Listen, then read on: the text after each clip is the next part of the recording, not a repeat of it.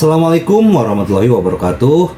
Salam sejahtera buat kita semua. Semoga kita semua dalam keadaan sehat jasmani dan rohani, tidak kekurangan satu apapun. Amin ya robbal alamin. Oke, Mimin akan melanjutkan cerita Liontin Giok Naganya. Tapi seperti biasa, bantu dulu tekan tombol like dan berkomentar juga Tuan dan Nona. Terima kasih sesudah dan sebelumnya. Bab 766 sampai 770. Blue Winged Bird King dipukul oleh Ye Chong. Denyut nadinya mendidih, dan dia terkejut. Tanpa diduga, Ye Chong ini sangat kuat, informasinya salah, anak ini seharusnya prajurit kuning sejati. Raja burung sayap biru berkomunikasi dengan tiga lainnya. Tiga pelindung lainnya yang bersembunyi juga terkejut. Bagaimana ini mungkin? Master sekte kami telah berlatih selama 50 tahun dan baru saja mencapai ranah prajurit kuning, dia sudah menjadi eksistensi yang tak terkalahkan di dunia. Bagaimana bisakah anak ini begitu muda? Mungkin itu prajurit tingkat Huang. Mungkinkah itu kesalahan, meskipun setelah prajurit tingkat Huang, akan ada tanda-tanda peremajaan, dan orang akan terlihat sangat muda. Namun, hanya saja para lansia terlihat seperti orang paruh baya. Dan tidak peduli bagaimana Anda melihat anak ini, dia adalah pemuda sejati. Raja burung pipit alis putih berkata, kekuatan anak ini memang telah mencapai ranah prajurit peringkat kuning. Apa yang harus kita lakukan selanjutnya? Ayo pergi. Bersama, kata Raja Anjing berambut emas, kekuatan keempat pelindung lebih kuat dari Dongfeng. Ketika mereka berempat bersatu, mereka belum tentu kalah dari Ye Chong. Saat berbicara, tiga bayangan lagi muncul di sekitar Ye Chong. Itu adalah Raja Anjing Golden Retriever, Raja Sparrow Alis Putih, dan Raja Ular Zishan. Bersama dengan Blue Winged Bird King sebelumnya, mereka berempat mengepung Ye Chong. Tuan muda Kong San dan Stuart Qi dengan cepat mundur dan bersembunyi di balik meja. Empat penjaga ungu, putih, emas dan hijau mengelilingi Ye Chong, dan Ye Chong tidak takut sama sekali. Menghadapi pengepungan empat orang, dia hanya tersenyum sedikit. Oke, coba saya lihat hari ini. Sampah macam apa yang Anda sebut empat Raja Dharma besar? Mengatakan itu, Raja Anjing Golden Retriever mengepalkan tinjunya dan membantingnya di atas kepala Ye Chong.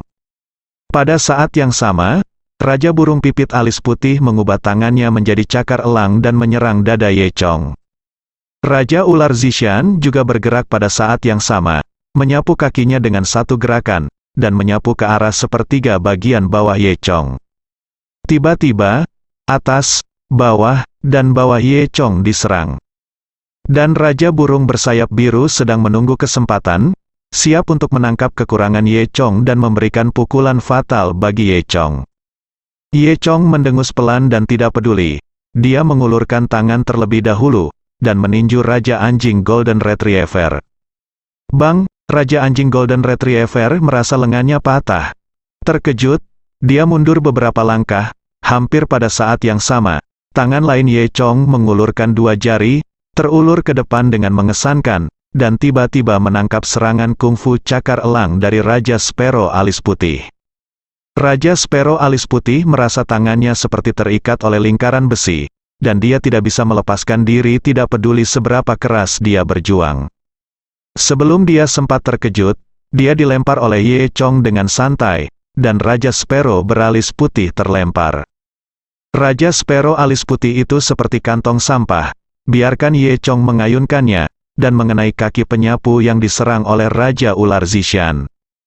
Kaki yang menyapu menendang Raja Burung Pipit Alis Putih, dan menendang Raja Burung Pipit Alis Putih itu, dan Ye Chong, memanfaatkan kekuatan lama dan kekuatan baru Raja Ular Zishan, mengangkat kakinya dan menendang kaki Raja Ular Zishan. Retak, Zishan Snake King menjerit, mundur beberapa langkah, terhuyung-huyung dan jatuh ke tanah, dan ketika dia melihat lagi, kakinya sudah patah. Pada saat yang sama, mata Raja Burung Bersayap Biru yang tertidur di sampingnya menyala. Ketika Ye Chong menyerang tiga lainnya, punggungnya terbuka lebar. Ini saat yang tepat untuk menyerangnya. Raja Burung Bersayap Biru sangat cepat, mengeluarkan belati hijau, dan menusuk punggung Ye Chong dengan ganas. Ye Chong baru saja meninju dan menendang tiga penjaga di depannya. Dia tidak punya waktu untuk melakukan serangan balik. Saya melihat Ye Chong mendengus dingin, mengembunkan energi sebenarnya dari seluruh tubuhnya di punggungnya. Perisai pelindung terbentuk di bagian belakang tubuh. Dan belati Raja Burung Sayap Biru hendak menembus punggung Ye Chong, dan dia sangat gembira. "Hei, nak, apakah kamu masih hidup saat ini?" Gumamnya, namun, sebelum kata-kata di mulutnya selesai, dia langsung membeku di tempat. Karena dia menemukan bahwa ketika belatinya berjarak kurang dari 10 cm dari tubuh Ye Chong, dia tidak bisa bergerak maju lagi. Seolah-olah ada kekuatan tak terlihat yang melawannya, mencegahnya bergerak maju. Ye Chong punya cukup waktu untuk berbalik saat ini, dan kemudian, bang, dia meninju dada Blue Wing Bird King. Raja burung bersayap biru memuntahkan seteguk darah, dan mundur lebih dari 10 langkah sebelum nyaris tidak berdiri. Jika bukan karena keterampilan ringannya, ketika Ye Chong menyerangnya, dia bereaksi sangat cepat, mundur dengan cepat, dan kehilangan sebagian besar kekuatannya. Saya khawatir pukulan tadi cukup untuk membunuhnya. Setelah hanya satu putaran kontak, satu lengan Raja Anjing Golden Retriever hancur, dan Raja Burung Pipit Alis Putih ditendang oleh rakyatnya sendiri, dan perutnya memar. Kaki Raja Ular Baju Ungu patah karena tendangan Ye Chong, dan Raja Burung Sayap Biru juga dipukuli sampai dia muntah darah. Dengan kekuatan Ye Chong, itu tidak menakutkan. Raja Dharma keempat benar-benar tidak menyangka akan bertemu dengan orang yang begitu keras kepala. Tidak heran dia bisa membunuh begitu banyak pembunuh dari Zhu Shenmen. Brengsek. Gunakan jurus pamungkas. Raja Anjing Golden Retriever meraung. Jika kamu tidak menggunakan jurus pamungkas, aku khawatir kita akan kalah. Kemudian, dia berkata kepada Ye Chong, biarkan kamu mencoba anjingku mengaum. Saat dia mengatakan itu, Raja Anjing Golden Retriever diam-diam menghembuskan energi aslinya, membuka mulutnya lebar-lebar, dan meraung 3 kali, wow, wang, wang, ketiga. Suara ini seperti guntur dari tanah, dan suara keras bergema di seluruh ruangan. Pelayan Qi dan Tuan Muda Kong San merasa sedikit pusing, dan dengan cepat menutupi telinga mereka. Raungan ini memadatkan esensi dari kekuatan internal Golden Retriever Dog King selama 30 tahun, dan kekuatannya sangat mencengangkan. Namun, suara ini tidak mematikan bagi Ye Chong, tapi sangat lucu. Ye Chong hanya pernah mendengar tentang kungfu raungan singa, tetapi ini adalah pertama kalinya dia mendengar tentang kungfu raungan anjing. Ye Chong berdiri di depan gelombang suara dan menanggung bebannya, tapi dia masih bertindak seolah-olah tidak terjadi apa-apa. Sebaliknya, dia hampir tertawa terbahak-bahak. Raja Anjing Golden Retriever berteriak selama 1 menit penuh, menghabiskan kapasitas paru-parunya, tetapi dia terkejut menemukan bahwa gerakan pamungkas ini jelas tidak berpengaruh pada Ye Chong. Pada saat yang sama, Raja Burung Pipit Alis Putih juga menggunakan jurus pamungkasnya, keterampilan cakar elang psikedelik. Tangannya berbentuk seperti cakar elang, dan dia menyerang Ye Chong lagi. Kali ini, kedua tangan Raja Sparrow Alis Putih bergerak dengan cepat, seperti bunga yang bertebaran secara bertahap menjadi mata yang menawan. Ada ratusan bayangan tangan di depannya, bergegas menuju Ye Chong dengan padat. Ye Chong sedikit tersenyum dan tidak peduli. Segera setelah itu, ratusan bayangan tangan itu telah tiba di dekat Ye Chong. Ye Chong mengulurkan tangan dengan ringan, mencubit 2 jari ke depan. Ratusan bayangan tangan di depan Raja Sparrow beralis putih menghilang dalam sekejap. Karena kedua tangan aslinya benar-benar terjepit di antara 2 jari Ye Chong. 2 jari justru menjepit ibu jari kedua tangan Raja Bai Mingque. Keakuratan dan kekuatan seperti itu mengejutkan Raja Sparrow beralis putih. Kemudian, Ye Chong dengan lembut menjentikkan tangannya, dan hanya mendengar klik bercampur dengan jeritan Raja Sparrow alis putih. Kedua tangannya dipatahkan oleh Ye Chong. Raja Sparrow alis putih berlatih kungfu cakar elang, dan menghancurkan kedua tangannya sama dengan menghapus kungfunya. Pada saat yang sama, di belakang Raja Sparrow alis putih, sosok ungu tiba-tiba muncul, dan dengan kepalan panjang, itu mengenai Ye Chong pada sudut yang luar biasa. Itu adalah Raja Ular Baju Ungu. Ternyata ketika Raja Sparrow alis putih menyerang, Raja Ular Zishan mengikuti di belakang Raja Sparrow alis putih. Keunggulannya terletak pada keterkejutannya, sosoknya sangat gesit, dan dia bersembunyi di balik Raja Burung Pipit alis putih, hampir seperti manusia. Pada saat ini, dia melihat kesempatan, dan ketika Ye Chong mematahkan tangan Raja Burung Pipit alis putih, Raja Ular Zishan tiba-tiba menyerang. Di 5 jari Raja Ular Zishan, kukunya sangat panjang, semuanya sangat beracun, dan tenggorokannya tertutup darah 5 jari. Tiba-tiba mencengkeram leher Ye Chong, bahkan Ye Chong tidak bereaksi terhadap gerakan kejutan ini. Kelima jari ini langsung mencengkeram leher Ye Chong. Kemudian, Raja Ular Zishan berusaha keras untuk menghancurkan leher Ye Chong. Namun, dia merasa seolah-olah terjepit di atas batu giok yang halus. Kukunya seakan bergesekan dengan batu yang keras, mengeluarkan suara mendesis. Ye Chong mendengus dingin, dan menamparkan Raja Sparrow alis putih yang kehilangan kedua tangannya. Telapak tangan ini dipenuhi dengan energi naga dan phoenix, dan sangat kuat. Raja Sparrow alis putih dan Raja Ular Zishan di belakangnya semuanya terpesona. Langkah Ye Chong memukuli sapi melintasi gunung menyebabkan lebih banyak kerusakan pada Raja Ular Zishan. Raja Ular Zishan terbang lebih dari 10 meter, menabrak pohon di belakangnya, dan kemudian jatuh ke tanah dengan celepuk. Semua meridian di tubuhnya dihancurkan oleh Ye Chong. Dia memuntahkan seteguk darah tua, dan tubuhnya berkedut terus-menerus di tanah, sembrono. Situasi Raja Burung Pipit alis putih tidak jauh lebih baik, terlalu banyak udara yang dilepaskan dan lebih sedikit udara yang masuk. Melihat pemandangan ini, Raja Burung Sayap Biru merasa sedikit takut. Apa misi Nima ini? Sialan, ini adalah misi bunuh diri. Saya khawatir di seluruh Zusenmen, kecuali pemiliknya, tidak ada lawan Ye Chong. Mereka tidak menyelidiki dengan jelas sebelum mereka datang, sungguh suatu kesalahan. Dan kesalahan kecil ini, apakah akan menyebabkan keempat wali mereka mati di sini? Tidak harus lari, memikirkan hal ini, Raja Burung Bersayap Biru membuka tangannya, dan jubah biru di belakang punggungnya melebar seperti sayap. Kemudian, Raja Burung Bersayap Biru menendang kakinya dan mundur ke belakang. Blue Wing Bird King yakin bahwa keterampilan ringannya tidak terkalahkan, dan keunggulannya adalah kecepatan. Sekarang saya tidak peduli dengan yang lain. 3 lainnya sudah tidak berguna, dan tidak ada gunanya menyelamatkan mereka. Oleh karena itu, Raja Burung Sayap Biru mencoba yang terbaik untuk pertama kalinya dan melarikan diri ke kejauhan. Ingin lari? Tidak semudah itu, Ye Chong mendengus. Raja Burung Bersayap Biru telah memecahkan kaca dan melompat keluar jendela. Melihat dunia luas di luar jendela, itu adalah panggungnya. Memikirkan hal ini, Blue Wing Bird King menjadi lebih bersemangat, menggerakkan tubuhnya, dan terbang menuju langit yang jauh. Dia bahkan bisa merasakan nafas kebebasan, dalam waktu kurang dari 5 detik. Dia bisa melarikan diri dari medan perang Sura yang menakutkan ini, melarikan diri dari Ye Chong yang menakutkan ini.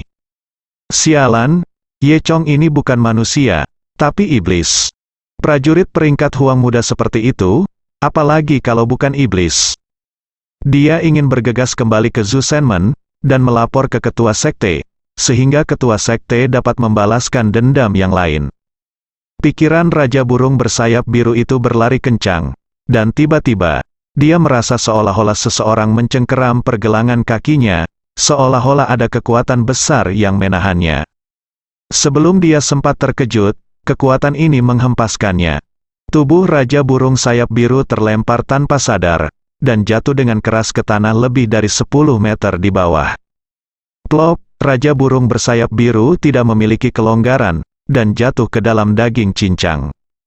Di sampingnya, Ye Chong berdiri di sana dengan tangan di belakang. Di ruangan tidak jauh dari sana, Tuan Kong San tercengang saat melihat pemandangan ini melalui jendela. Dia telah melihat kemampuan keempat pelindung sebelumnya, dan mereka semua adalah manusia super. Tapi saya tidak menyangka mereka akan sangat rentan di depan Ye Chong. Ye Chong ini sama sekali bukan manusia, dia bukan manusia. Tuan Kong San panik. Tetapi dia dengan cepat mengambil keputusan. dia ingin melarikan diri saat Ye Chong mengejar Raja Burung Sayap Biru. Saat Tuan Kong San berbalik dan ingin lari, Ye Chong sudah masuk melalui pintu. Ketika Tuan Muda Kong melihat Ye Chong lagi, itu seperti melihat iblis, dan wajahnya menjadi pucat karena ketakutan. "Kamu, apa yang akan kamu lakukan?" Melihat Ye Chong berjalan ke arahnya, dia semakin panik. Ye Chong sedikit tersenyum, "Karena kamu telah memilih kuburan untuk dirimu sendiri, tentu saja aku akan memenuhimu. Apa yang akan kamu lakukan?" "Ada apa? Anda menjadi senyuman? Bukankah saya bilang begitu? Bukankah aku mengatakan itu? Jangan bunuh aku." Putra ketiga Kong mundur dengan ngeri. Aku adalah keluarga Kong, jika kamu membunuhku, kamu akan menyinggung keluarga Kong." Ye Chong tertawa dan berkata, "Apakah saya peduli? Keluarga Kong kami memiliki hubungan yang sangat baik dengan keluarga Kang, Anda baru saja menyinggung keluarga Kong dan keluarga Kang." Tambah Tuan Kong San, Ye Chong mengangkat bahu, "Kamu harus mati di sini hari ini." Melihat Ye Chong tidak dapat diancam, putra ketiga Kong berlutut ketakutan, dan memohon, "Jangan bunuh aku, aku salah, aku tidak akan pernah berani mengikutimu lagi, kamu berkelahi, kamu biarkan aku kembali, kamu dapat memiliki uang sebanyak yang kamu mau, dan aku akan memberimu semua harta keluarga Kongku, kamu mengampuni aku." Ye Chong mendengus, "Sudah terlambat. Properti Anda dari keluarga Kong, saya jika Anda menginginkannya, itu milik saya secara alami, dan Anda tidak perlu memberikannya kepada saya." Saat dia berbicara, dia mengulurkan tangan dan mencengkeram leher Tuan Kong San. Kong Sangong tidak memiliki kekuatan untuk menahan seekor ayam, di mana lawan Ye Chong. Dia langsung diangkat oleh Ye Chong, dan Ye Chong secara bertahap mengerahkan kekuatan di tangannya. Tuan Muda ketiga Kong ingin mengatakan sesuatu, tetapi dia tidak dapat berbicara sama sekali. Dia menendang kakinya dengan sia-sia, dan matanya menjadi semakin putus asa di hadapan kekuatan absolut, yang lainnya hanyalah awan. Sebelum dia meninggal, yang dia lihat hanyalah mata Ye Chong yang penuh dengan niat membunuh. Setengah menit kemudian, Tuan Muda ketiga Kong sudah mati. Ye Chong melemparkannya ke samping. Pada saat ini, selain Ye Chong, satu-satunya yang hidup di ruangan itu adalah pelayan Qi dan Raja Anjing Emas yang lengannya telah dinonaktifkan. Raja Anjing Emas tidak bisa menahan keterkejutannya saat melihat kemampuan Ye Chong. Ye Chong memandang Raja Anjing Golden Retriever dan berkata, "Saya merasa menarik untuk menggonggong Anda anjing tua. Demi menggonggong, saya akan mengampuni Anda hari ini dan kembali dan memberitahu Anda Master Sekte. Jika Anda memiliki kemampuan, datanglah kepada saya secara pribadi." Raja Anjing Golden Retriever dengan cepat menggunakan satu tangan untuk menopang tubuhnya dengan susah payah, berbalik dan berlari keluar. Ketika Raja Anjing Golden Retriever melarikan diri, Ye Chong menjentikkan jarinya secara diam-diam, dan jimat giok masuk ke pakaian Raja Anjing Golden Retriever. Raja Anjing Golden Retriever tidak menyadarinya sama sekali, dan melarikan diri dengan cepat.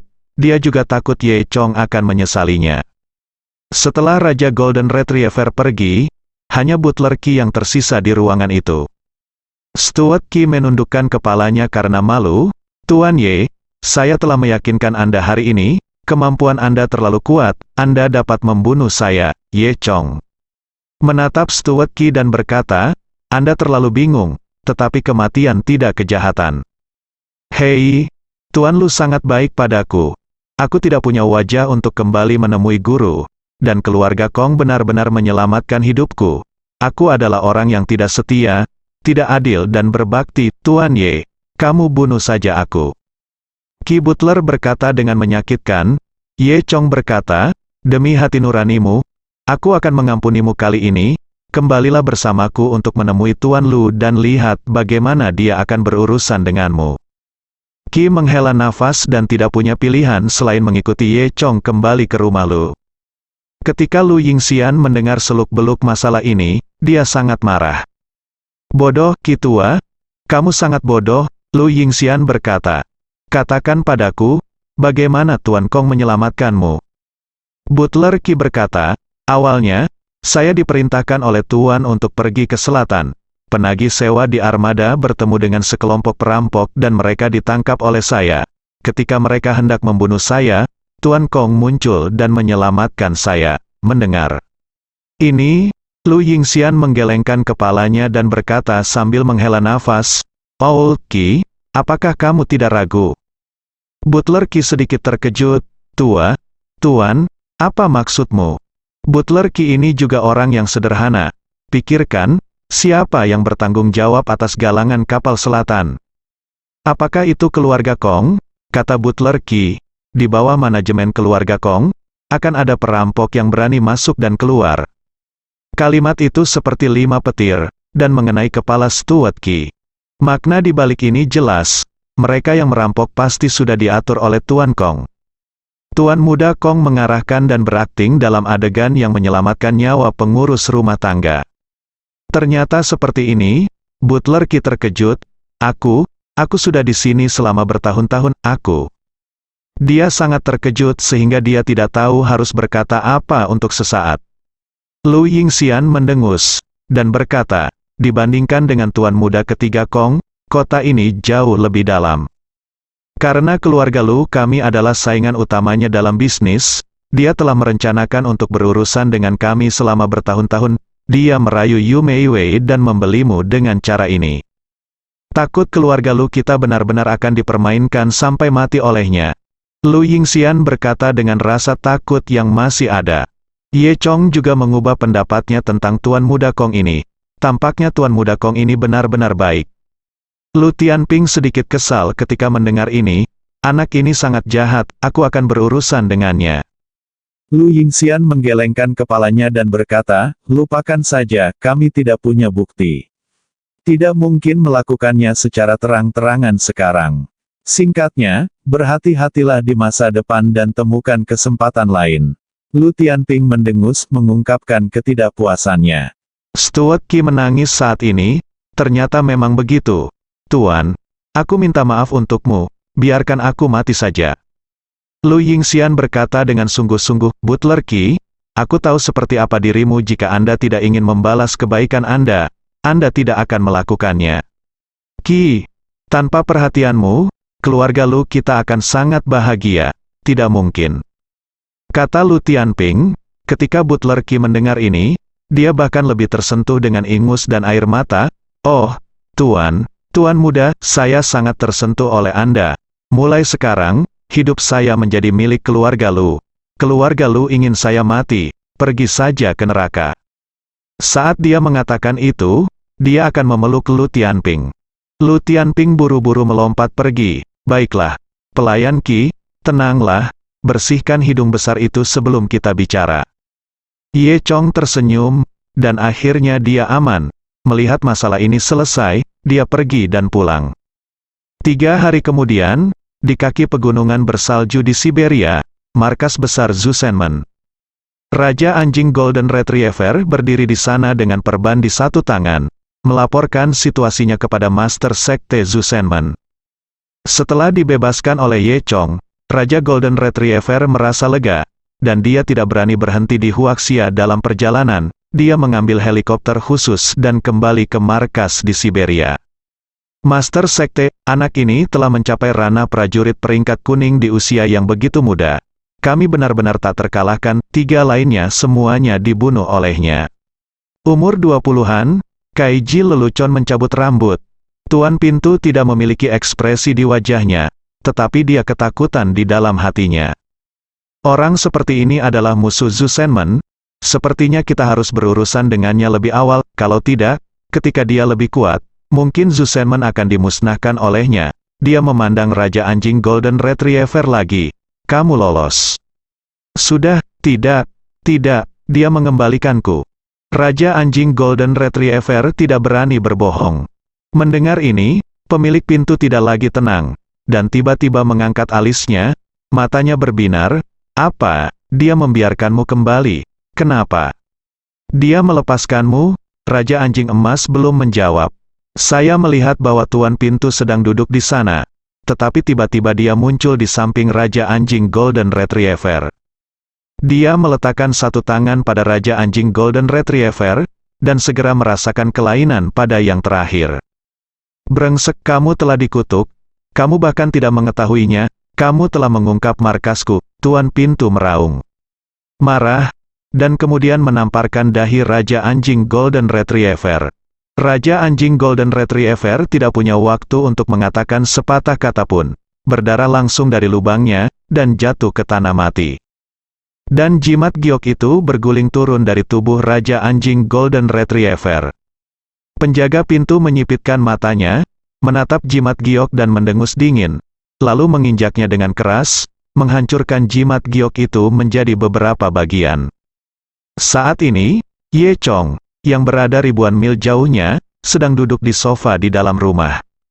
Dia merasa jimat gioknya hancur, namun, dia sudah mengetahui lokasi pasti markas Zu Shenmen. Senyum tipis muncul di sudut mulutnya, dan inilah saatnya untuk menyelesaikan semua keluhan dengan Zu Shenmen. Dalam sekejap mata, saat itu pertengahan Juli. Lusa adalah hari ulang tahun Zhou Yutong. Setelah ulang tahun ini, Zhou Yutong akan berusia 21 tahun. Saat itu, keluarga Zhou dan keluarga Kang setuju bahwa mereka akan menikah dengan Kang Jie ketika Zhou Yutong melewati ulang tahunnya yang ke-21. Oleh karena itu, jamuan ulang tahun ini adalah simpul yang sangat penting bagi keluarga Kang, keluarga Zhou, dan seluruh Yucheng. Untuk itu, keluarga Zhou mengirimkan banyak undangan, mengundang keluarga besar dan tokoh terkemuka di Yucheng untuk datang. Faktanya, Zhou Yutong, seorang junior, seharusnya tidak mengundang begitu banyak orang penting untuk ulang tahunnya. Namun, bagaimanapun juga, ulang tahun ini sangat berarti, dan setiap orang harus menunjukkan muka. Terutama keluarga Zhou sendiri adalah salah satu dari 4 keluarga besar di Yucheng, ditambah keluarga Kang yang sangat kuat, tidak ada orang lain yang berani datang. Yang mengejutkan keluarga Zhou, Zhou Yunyi bersikeras mengirim undangan ke Ye Chong. "Aku khawatir ini tidak baik. Sekarang semua orang tahu bahwa hubungan antara Ye Chong dan Yutong tidak jelas, yang telah membuat keluarga Kang sangat tidak nyaman. Jika kita mengundang Ye Chong lagi, aku takut Zhou Yulu melakukannya tidak setuju."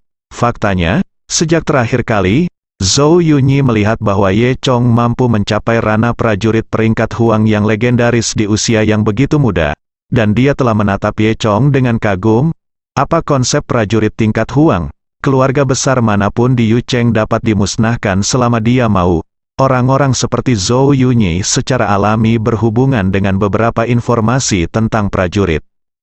Dia tahu bahwa di belakang keluarga Kang, bahkan mungkin di ibu kota, pasti ada prajurit yang mendukung mereka.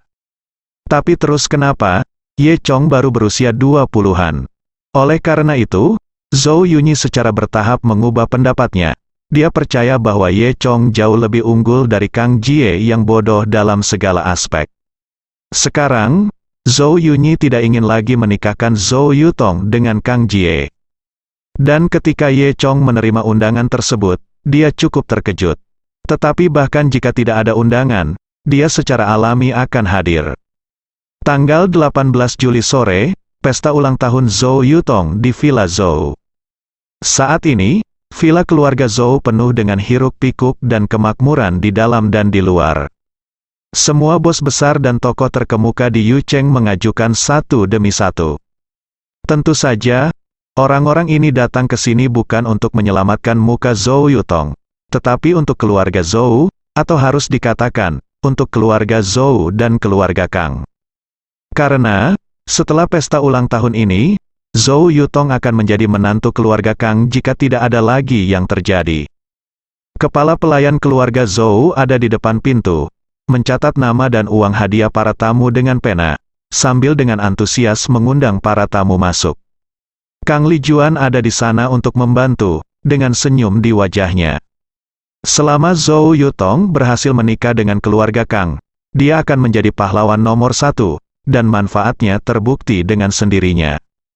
Ketika Ye Chong datang ke sini, pintu sudah penuh dengan tamu yang datang ke jamuan makan, dan antrian panjang telah terbentuk. Ye Chong tidak membuat publisitas, dan mengikuti tim ke villa sedikit demi sedikit. Saat dia berjalan ke pintu, Kang Li Juan melihat sekilas Ye Chong. Dia tidak bisa membantu tetapi mendengus dingin di dalam hatinya, bajingan ini benar-benar ada di sini, jangan merasa malu. Semua orang terlihat serius, tapi Ye Chong masih mengenakan pakaian santai. Aku tidak tahu apa yang dipikirkan lelaki tua itu. Tamu seperti itu benar-benar mempermalukan keluarga Zhou kita. Kang Li Juan mengutuk dalam hati, dan diam-diam membenci Ye Chong karena pembelian rumah terakhir kali. Di meja pramu-tamu di pintu masuk, setiap orang akan mengeluarkan amplop merah saat lewat. Ye Chong lupa menyiapkan amplop merah, dia membalik dan hanya menemukan uang tunai 800 yuan. Saya tidak punya pilihan selain memberikan 800 yuan kepada pengurus rumah tangga sebagai hadiah. Bagi orang biasa, 800 yuan tidak terlalu sedikit. Namun, keluarga Zhou bukanlah keluarga biasa, dan semua tamu yang datang dan pergi ke sini adalah tokoh-tokoh terkemuka. Amplop merah yang mereka berikan setidaknya 10.000 yuan. Pengurus rumah tangga tiba-tiba menerima uang tunai 800 yuan, dan hatinya sangat menghina. Sejujurnya, harga rata-rata hidangan di perjamuan hari ini lebih dari 800 yuan. Ini terlalu lusuh, kepala pelayan mengutuk dalam hatinya, dan dia memandang Kang Li Juan di sebelahnya. Kang Li Juan menyipitkan matanya, dan menatap Ye Chong dengan mengejek. Ye Chong, kamu benar-benar pelit. Aku ingin tahu, apakah karena kamu tidak punya uang, atau menurutmu keluarga Zhou kita bernilai 800 yuan, ini adalah pertanyaan jebakan, tidak ada yang merupakan pilihan yang baik. Ye Chong mengangkat bahu dan memilih untuk tetap diam. Brengsek, kembalilah jika kamu tidak punya uang, beraninya kamu mengeluarkan 800 yuan. Lihat yang lain apakah ini yang kamu inginkan untuk Yutong. Mereka mulai dari 10.000 yuan, berapa 800 yuan kamu? Hehe, benarkah ada orang yang kurang ajar seperti itu? Pada saat ini, seseorang muncul dari belakang, itu adalah Tuan Kong. Tuan muda Kong menyesuaikan kacamatanya yang berbingkai emas. Dia memandang Ye Chong.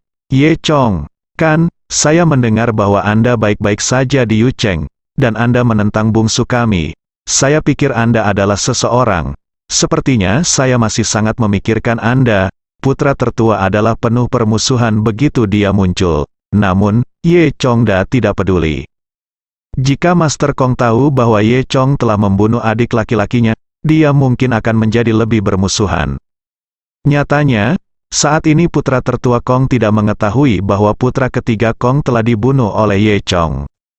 Itu normal bagi Tuan Kong San untuk tidak pulang selama beberapa hari, dan tempat mereka menyergap Ye Chong dan dibunuh oleh Ye Chong sangat terpencil. Oleh karena itu, termasuk keluarga Kong, tidak ada kelainan yang ditemukan. Ye Chong tersenyum dan berkata, kamu dan saudara laki-lakimu benar-benar mirip, kalian berdua sangat pandai memandang rendah orang, putra tertua. Kong jelas sedikit marah, tetapi dia tidak menunjukkannya. Ini banyak lebih baik dari putra ketiga Kong. Dia menyesuaikan kacamata berbingkai emasnya, berjalan ke arah Kang Li Juan, dan berkata dengan tatapan sopan, Bibi Kang, orang seperti ini juga tamu keluarga Zhou Anda, saya pikir lebih baik mengusirnya agar tidak mempermalukan. Keluarga Zhou, sudut mulut Kang Li Juan berkedut, apakah aku tidak mau? Jangan lupa, sepertinya ada banyak rumor antara dia dan Zhou Yutong. Apakah kamu akan marah? Yang Guru Kong melanjutkan. Kang Li Juan mendengus, dan berkata tanpa ragu, sejujurnya, kami sama sekali tidak ingin dia datang. Dia bukan orang tua kami, jadi kami bersikeras untuk mengundangnya. Tetapi pada kesempatan ini, saya ayo ajak dia keluar, sangat tidak pantas dia datang ke sini. Kata Tuan Kong. Kang Li Juan agak ragu, meski undangan dikirim oleh lelaki tua itu, dia tetap bertanggung jawab atas adegan itu. Dia benar-benar berhak mengusir Ye Chong. Ketika dia ragu apakah akan melakukan ini, Lu Tianping masuk. Hei, bagaimana saya mendengar bahwa seseorang ingin mengusir Miracle Dr. Ye? Apakah ini cara keluarga Zhou memperlakukan tamu? Lu Tianping mencibir, jangan lupa, semua tamu di sini adalah tamu dari keluarga Zhou Anda. Kang Li Juan sangat sopan saat melihat Lu Tianping. Hehe, Tuan Muda Lu, Anda tidak tahu bahwa Ye Chong membayar 800 yuan sebagai hadiah untuk menghadiri jamuan makan tingkat ini. Ini jelas meremehkan keluarga Zhou kami. Apakah menurut Anda keluarga Zhou kami akan menyukai tamu seperti itu? Oh, benarkah? Lu Tianping tersenyum. Dia mengeluarkan amplop merah dari tangannya, awalnya menyiapkan amplop merah 30.000 yuan. Dia hanya mengeluarkan 800 yuan darinya dan memberikannya kepada pengurus rumah tangga. Aku hanya menggunakan uang sebanyak ini sebagai uang hadiah, jadi haruskah aku dikeluarkan juga? Kata Lu Tianping. Wajah Kang Lijuan sangat jelek. Dia bercanda. Lu Tianping berasal dari keluarga Lu, salah satu dari 4 keluarga besar di Yucheng. Dia berani keluar. Tuan Lu bercanda. Silakan masuk, silakan masuk. Kang Lijuan tidak punya pilihan selain menggigit peluru dan memaksakan senyum. Ayo pergi, Dr. Ye. Ayo masuk bersama. Setelah berbicara, Lu Tianping membawa Ye Chong ke ruang perjamuan. Tuan muda Kong mendengus dingin, menyipitkan matanya di balik kacamata berbingkai emas, dan menatap Lu Tianping dan Ye Chong dengan muram. Dia tidak menyangka keluarga Lu akan membantu Ye Chong dengan cara ini, yang agak rumit. Sepertinya masuk akal jika putra ketiga Kong menyingkirkan keluarga Lu terlebih dahulu. Dengan Lu Tianping di sekitar, Kang Lijuan tidak punya pilihan selain tertawa bersamanya, dan membawa Lu Tianping dan Ye Chong ke ruang perjamuan. Aula perjamuan penuh sesak dengan sekitar 20 meja. Para tamu yang datang memiliki tempat duduk yang ketat sesuai dengan statusnya. Di tengah ada meja bundar besar, tempat duduk keluarga Zhou, beberapa keluarga besar lainnya, dan keluarga Kang. Nyatanya, Zhou Yunyi sudah memesan tempat untuk Ye Chong di sana. Namun, setelah masuk, semua tempat duduk diatur oleh Kang Lijuan. Kang Lijuan menunjuk ke meja kecil terakhir dan berkata kepada Ye Chong, "Ye Chong, duduklah di sana." "Mengapa? Bagaimana Tuan Ye bisa duduk di sana?" Lu Tianping mengangkat alisnya. "Tuan muda Lu, ini diatur oleh keluarga Zhou kami sesuai dengan status para tamu. Silakan duduk di meja bundar." Kang Lijuan berkata. Lu Tianping mendengus, sedikit tidak yakin. Sebaliknya, Ye Chong tersenyum dan berkata, "Kakak Lu, kamu bisa pergi dan duduk. Karena mereka punya pengaturan, kita bisa mengikuti pengaturan mereka. Lagi pula, ini adalah jamuan keluarga Zhou." Lu Tianping juga berpikir begitu. Nah, ini adalah wilayah keluarga Zhou, jadi tidak mungkin dia membuat masalah di sini. Dia mengangguk dan menatap Ye Chong dengan penuh arti. Kemudian, Lu Tianping berjalan ke meja bundar pertama. Ye Chong, sebaliknya, berjalan ke meja di ujung. "HMPH, kamu pintar," Kang Lijuan mencibir saat melihat Ye Chong tidak membantah. Di meja terakhir, ada beberapa bos kelas menengah di Yucheng. Meskipun terkenal, dibandingkan dengan tamu lain yang datang hari ini, mereka hanya bisa dianggap sebagai yang terbawah. Semua orang melihat pakaian Ye Chong, tetapi mereka tidak peduli, dan bahkan memandang rendah dirinya. Namun, karena dia bisa datang ke pesta ulang tahun keluarga Zhou, dia pasti telah mencapai beberapa prestasi, mungkin dia seorang pemula atau semacamnya. Seseorang bertanya, "Adik laki-laki, bisnis apa yang kamu lakukan?" Ye Chong melambaikan tangannya dan menjawab dengan santai, "Bisnis kecil, bisnis kecil." Semua orang semakin memandang rendah Ye Chong. Tuan muda Kong juga diatur di meja bundar besar pertama. Ketika dia melewati Ye Chong, dia mencibir. Tak lama kemudian, para tamu sudah duduk di meja bundar. Orang-orang dari 4 keluarga besar juga datang. Keluarga Lu, keluarga Kong, dan keluarga Luo. Kali ini, keluarga Luo mengirim sepupu Luoning. Sekarang hanya keluarga Kang yang tidak hadir.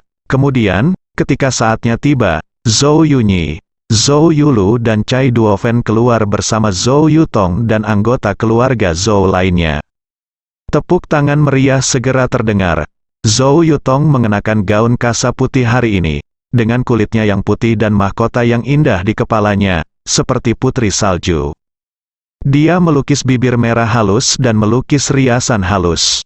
Zhou Yutong memegang lengan Zhou Yunyi, dan berjalan keluar dengan anggun, membuat penonton takjub begitu dia muncul. Bahkan Ye Chong tidak bisa tidak terlihat gila. Saat berada di pedesaan, Zhou Yutong selalu berpakaian sederhana, dan terkadang dia bahkan tidak repot-repot merias wajah. Saat ini, melihat Zhou Yutong dengan riasan yang begitu indah, Ye Chong menyadari bahwa Zhou Yutong sangat cantik. Ye Chong memandang Zhou Yutong dengan obsesif, hatinya hampir terbang. Zhou Yutong membungkuk dengan malu-malu kepada semua orang. Dia melihat sekeliling, tetapi tidak menemukan Ye Chong. Karena seluruh ruang perjamuan sangat besar, meja terakhir berada paling jauh. Jadi untuk sementara, Zhou Yutong tidak memperhatikan Ye Chong. Dia tidak bisa membantu tetapi merasa sedikit tersesat. Zhou Yunyi juga melihat sekeliling untuk waktu yang lama, tetapi dia tidak menemukan Ye Chong. Dia masih bertanya-tanya mengapa Ye Chong tidak datang. Segera, perjamuan dimulai. Semua orang mengangkat gelas mereka untuk merayakan ulang tahun Zhou Yutong. Setelah itu, semua orang mulai berpesta. Duduk di sebelah Zhou Yutong, Zhou Yuqi menikmati makanannya.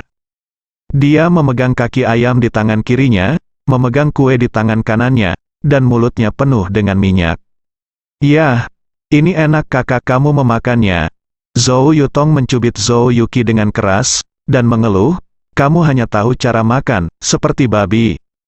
Di tengah perjamuan, menurut praktik yang biasa, orang-orang mulai makan-makan. Saya memberi Zhou Yutong hadiah. Mereka yang bisa naik untuk memberi hadiah semuanya adalah orang-orang hebat, orang-orang yang sangat terkenal.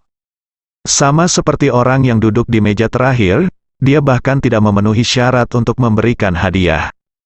Jika Anda mengirimkannya dengan paksa, kemungkinan besar orang tidak akan menerimanya, dan itu akan memalukan. Bagaimanapun, keluarga besar memiliki aturannya sendiri. Pertama, Lu Tianping memberi Zhou Yutong sebuah artikel batu giok antik, yang sangat indah dan tak ternilai harganya. Zhou Yutong buru-buru berterima kasih padanya. Kemudian, keluarga Luo juga mengirimkan hadiah yang sangat mahal. Saat ini, Ye Chong ingat bahwa dia belum menyiapkan hadiah apapun untuk Zhou Yutong. Dia datang ke sini dengan tergesa-gesa kali ini, jadi dia datang dengan tangan kosong. Jika Zhou Yutong mengetahuinya nanti, dia akan memarahinya sampai mati. Ye Chong berpikir sejenak, dan tiba-tiba teringat bahwa sepertinya ada sesuatu yang baik di dalam mobilnya. Jadi Ye Chong berdiri dan berjalan keluar. Di ruang jaga tempat parkir, dua satpam berseragam sedang melihat ke arah tempat parkir sambil makan biji melon dengan kaki disilangkan. Dalam jamuan makan besar seperti itu, mobil mewah sering terlihat. "Bagaimana pendapatmu tentang mobil putih itu? Cantik kan?" kata seorang satpam sambil menyemburkan biji melon. "Hei, lihat cepat, anak itu berpakaian compang camping, dia tidak mungkin mencuri mobil." Dua penjaga keamanan melihat Ye Chong mendekat. "Puff," yang lain menyemburkan biji melon lagi. "Lihat, jika kita menangkap pencuri mobil hari ini, kita telah menyelesaikan misi kita selama sebulan." "Puff, itu benar." Keduanya berkerumun di ruang penjaga. "Cobalah untuk menahan tubuh Anda, berpura-pura tidak ada orang di ruangan itu." Lalu dia menatap lurus ke arah Ye Chong. Namun, kekecewaan dan keterkejutan mereka, Ye Chong benar-benar mengeluarkan kunci mobil. Dia membuka bagasi sebuah SUV, yang merupakan mobil baru Ye Chong setelah dia tiba di Yucheng. "Cut, anak ini benar-benar datang ke sini untuk makan malam. Dia juga tamu keluarga Zhou, kan?" "Hehe, kalau begitu saya pikir saya juga bisa melakukannya." Orang lain tertawa dan berkata, "Sama seperti Anda. Menjadi anjing dari keluarga Zhou tidak buruk. Puff, menjadi anjing dari keluarga Zhou lebih baik daripada menjadi penjaga keamanan." Keduanya berkata pada saat yang sama, sambil menatap Ye Chong dengan rasa ingin tahu. Mereka memandang Ye Chong dan mengeluarkan sesuatu dari bagasi. Itu adalah kotak pengepakan yang panjang, dan setelah diperiksa lebih dekat, sepertinya itu adalah kotak untuk tabung cahaya. "Bukankah ini kotak untuk tabung lampu?" Ternyata itu adalah dekorator. Brengsek, biar kukatakan saja, akan aneh jika orang seperti dia bisa masuk ke rumah Zhou. Keduanya berkata dengan santai sambil meludahkan biji melon. Di sini, Ye Chong mengambil kotak lampu dan kembali ke ruang perjamuan.